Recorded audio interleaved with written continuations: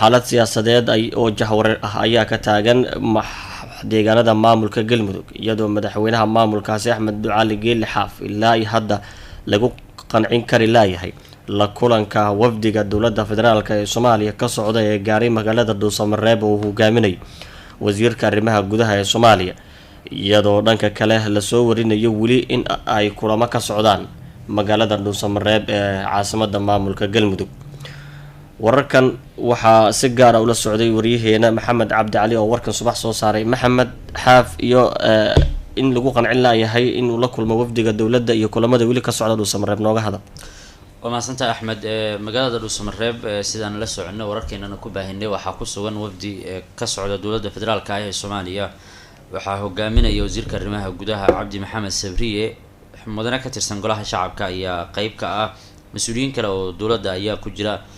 وفدي وحاي إلا يحد دافع لا يهين لكلن كأورك كأهل السنة هي دور إسكودي ay isku dayeen hogaanka ahlus sunna iyo mas'uuliyiin kale oo galmudug ah inay isu keenaan Axmed Ducaale madaxweynaha galmudug iyo wasiirka arrimaha gudaha iyo guud ahaan wafdiga dowladda ka socda ee Dhuusamareeb ku sugan. xalay u dambeysay laba mar waxa Axmed Ducaale u tagay Macalin Maxamuud Sheekh Xasan oo ah gudoomiyaha guud ee ururka ahlus sunna oo la sheegayo in wada hadalka xoogiisa ay dowladda Soomaaliya wafdigeeda la leeyihiin Macalin Maxamuud Sheekh Xasan oo madax u ahaa ahlu sunnadii ku biirtay maamulka galmudug laakiin wali muuqanayso saameyntiisa inay ka jirto deegaanada ay gacanta ku hayn jireen ururkii ahlu sunna hadda gacanta ay ku hayaan galmudug. waxa sidoo kale kulanka mararka qaar qayb ka noqonaya madaxa xukuumadda galmudug Maxamed Shaakir Cali Xasan iyadoo mararka qaar kulanka ay noqonayaan Macalin Maxamuud iyo wasiirka arrimaha gudaha. mas'uuliyiinta galmudug laftigeedu dadka qaar aan la xiriirno waxay sheegeen inaanay xog badan ka hayn oo ay albaabada kulamada u xiran yihiin. waxa adag wararka laga helayo iyadoo oo kuwa naadir ah oo kulamada laga helayo ay sheegayaan in Xaaf uu ka goos adeegayo inuu la kulmo isagoo taa bedelkeeda ka doorbidaya in safar dhinaca dhulka ah uu ku tago magaalada Gaalkacyo deegaan la yiraahdo Mareer Guur oo u dhaxeeya Cadaado iyo Dhuusamareeb waxa ku xaniban ciidamo ay hogaaminayaan wasiiro ka tirsan maamulka galmudug kuwaas oo Gaalkacyo ka yimid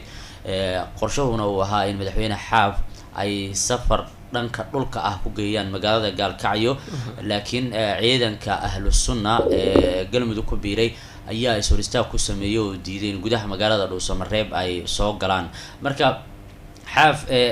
mar walba waxa laga soo warinayaa inay ka go'an tahay in aanu ku qancin dalabka dowladda ah in doorasho ay dhacdo bisha July ee soo socota laakiin shuruud wuxuu ku xiray in uu la kulmo wafdiga dowladda ee magaalada Dhuusamareeb ku sugan laba midood in marka hore ciidankiisa Mareer Guur ku xayiran ay madaxda ahlus sunna aqbalaan in gudaha magaalada ay soo galaan si ay u sahlanaato in magaalada si nabad ah Xaaf uga baxo oo Gaalkacyo uu tago iyo in wafdiga dowladda marka uu la kulmo ay dib isaga laabtaan magaalada Dhuusamareeb oo ay dib ugu soo laabtaan magaalada Muqdisho. marka madaxda ahlus sunna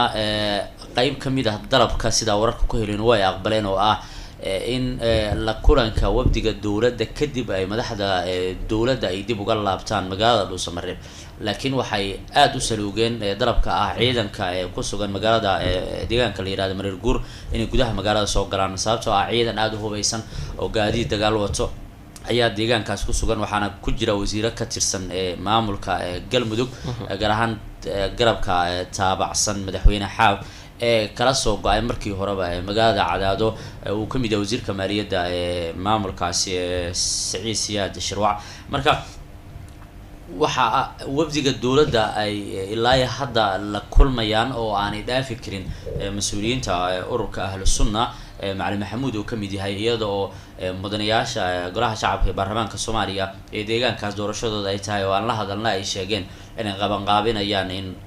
ayagu laftigooda ay kaalin ku yeeshaan xaaladda cakiran ee galmudug in ay ku baxaan oo ugu yaraan ay door ku yeeshaan. marka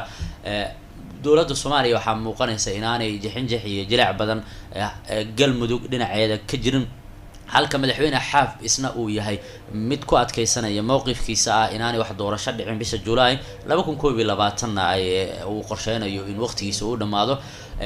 fursadda la haysta hadda ahlu sunna ay u aragto waxay tahay in uusan xaaf magaalada dhuusamareeb ka bixin oo inta uu ku sugan yahay ugu yaraan la raadiyo si la isugu keeni lahaa isaga iyo wafdiga dowladda sababtoo ah wafdiga dowladda oo dhuusamareeb tagay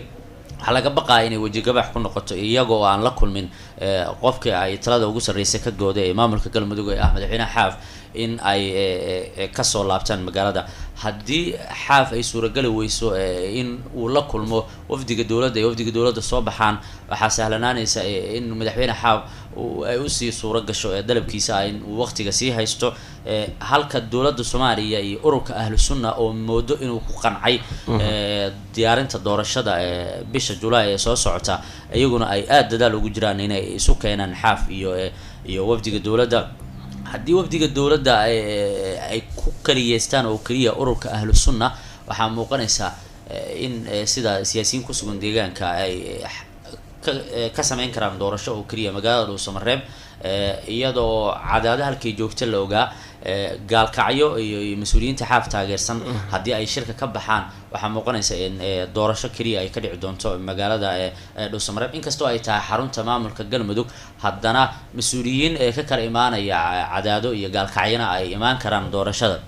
haddana dad badan waxay saadaalinayaan in fafaalo wanaagsan aysan muujinayn iyadoo madaxweynihii saxda ahaa uusan qanacsaneen ama uusan raali kaen waxa socda inay wax badan meel maraan